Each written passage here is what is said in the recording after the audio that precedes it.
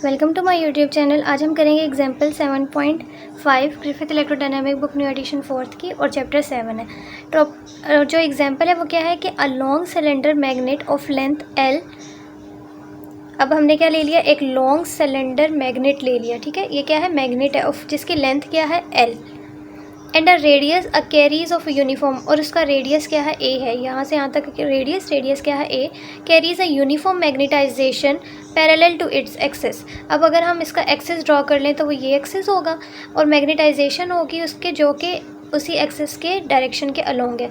तो यहाँ पे इस डायरेक्शन में मैग्नेटाइजेशन आ गई, और मैग्नेटाइजेशन कैसी है, यूनिफॉर्म मैग्नेटाइजेशन है। तो ये वर्ड इंपॉर्टेंट है। It passes at constant velocity through a circular wire of ring. अब वो कह रहे हैं कि ये हमारे पास क्या है, एक मैग्नेट है, और ये मैग्नेट जो है यहाँ पे हमारे पास एक इस तरह से सर्कुलर लूप पड़ी हुई है या वायर है। अब इस वायर में से हम इस मैग्नेट को गुजार रहे हैं, ठीक है। जैसे ये एक वायर है और इसमें से मैंने क्या करना है, इस मैग्नेट को गुजारना है, इस तरह से पास करवाना है इस लूप में से। तो अभी ये लूप में ज़रा सा एंटर हुआ है, तो ये एक वायर है और इसमें से सर्कुलर वायर है, जैसे रिंग होती है उस तरह की, और इसका डायामीटर जो है Z है। देखो अगर आप डायामीटर देखो तो इसका बड़ा है ना, बड़ा है तो इसमें से ये मैग्नेट पास कर सकेगा। तो इसका डायामीटर जो है मैग्नेट से बड़ा है, और इस सर्कुलर लूप से हमने मैग्नेट को पास करवाना है। और हमें क्या ड्रॉ करना है, ग्राफ ऑफ EMF जो इंड्यूस होगा इस रिंग में, ठीक है। समझ आ गई क्वेश्चन की। एक मैग्नेट है, उसको हमने एक रिंग लेके उसमें से गुजारना है, और फिर जो इस रिंग में EMF इंड्यूस होगी उसका हमें ग्राफ ड्रॉ करना है। अब इसमें जो कहा हुआ है कि जो मैग्नेट है वो मैग्नेटाइज्ड है, यूनिफॉर्म मैग्नेटाइजेशन है उसमें। तो अगर वो मैग्नेटाइज्ड है तो उसके अंदर दो तरह के करंट होंगे मैग्नेटाइजेशन की वजह से, एक वॉल्यूम बाउंड करंट और एक surface bound current. Volume bound current किसके इक्वल होता है, JB is equals to del cross M, और सरफेस बाउंड करंट इक्वल होता है KB is equals to M cross N unit vector.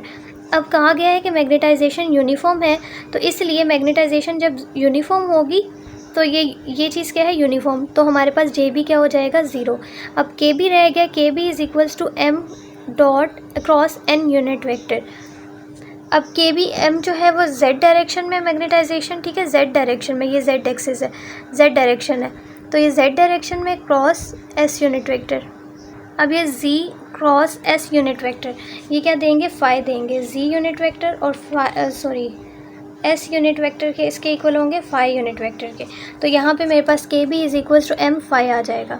So KB is equals to M phi means all current flow through the surface. अब volume हमारे पास क्या हो जाएगा, volume current क्या हो गया था, 0 हो गया था। इसका मतलब ये सारा का सारा करंट जो है वो सरफेस से पास कर रहा है, ये सरफेस करंट है ना।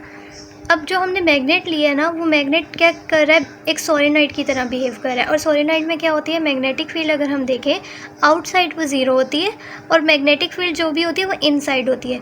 तो ये मैग्नेट जो हमारे पास है ये सोलेनोइड की तरह ही बिहेव कर रहा है, तो हम कहेंगे कि हमारे पास मैग्नेटिक फील्ड जो है इसकी आउटसाइड पे वो क्या है, 0 है, और जो इनसाइड है वो जैसे सोलेनोइड की होती है वही वाली मैग्नेटिक फील्ड है। सोलेनोइड की क्या होती है, mu naught NI Z unit vector.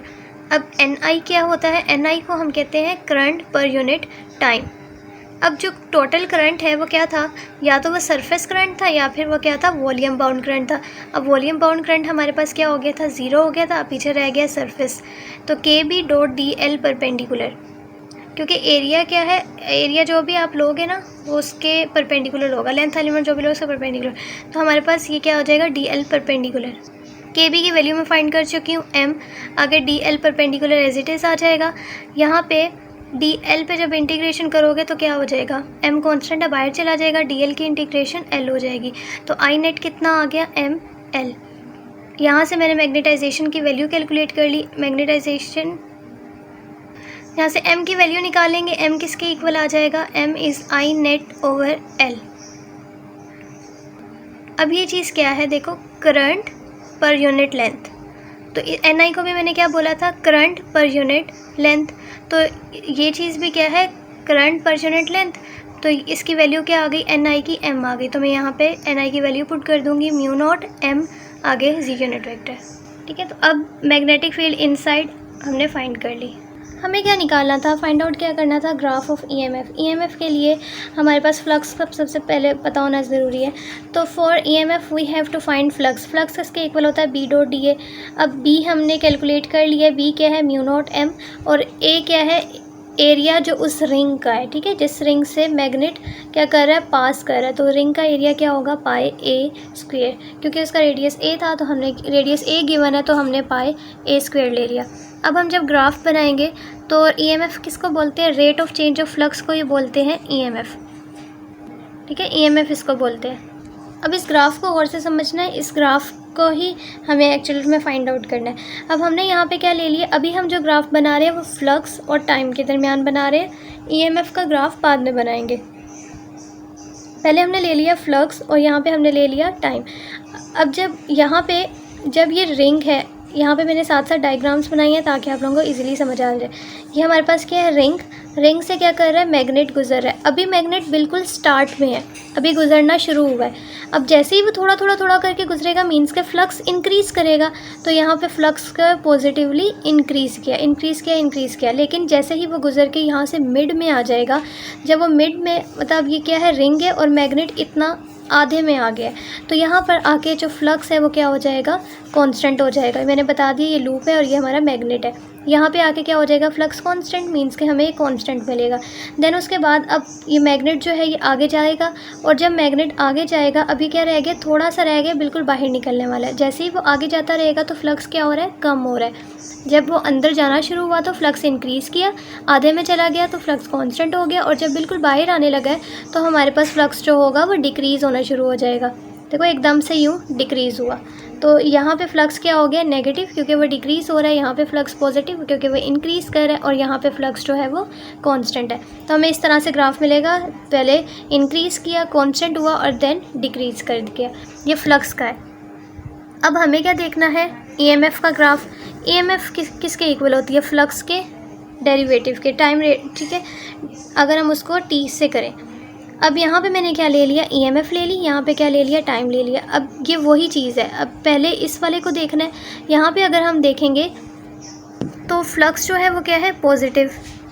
अब यहाँ पे हमारे पास फ्लक्स क्या है, पॉजिटिव है। तो जब मैं इसका यहाँ पे फ्लक्स पॉजिटिव था तो minus D phi by d T, तो माइनस में ही आएगा, क्योंकि फ्लक्स क्या है, पॉजिटिव, तो माइनस साइन आ जाएगा। तो यहाँ पे जो इसका ईएमएफ बनेगा वो इस तरह से बनेगा, नेगेटिव एक्सिस में बनेगा, ठीक है, minus D phi by d T है। अब ये जो है ना, ये इसका मैग्नीट्यूड सेम वैसा ही है जितना इसका था, बट डायरेक्शन हमारे पास क्या है, ऑपोजिट है। मैग्नीट्यूड दोनों के सेम होंगे। देन उसके बाद हमारे पास फ्लक्स क्या था, कांस्टेंट था। अब कांस्टेंट का with respect to T derivative लोगे तो क्या होता है, ज़ीरो होता है। तो यहाँ पे x flux is constant, so D phi by d t क्या हो जाएगा, ज़ीरो हो जाएगा।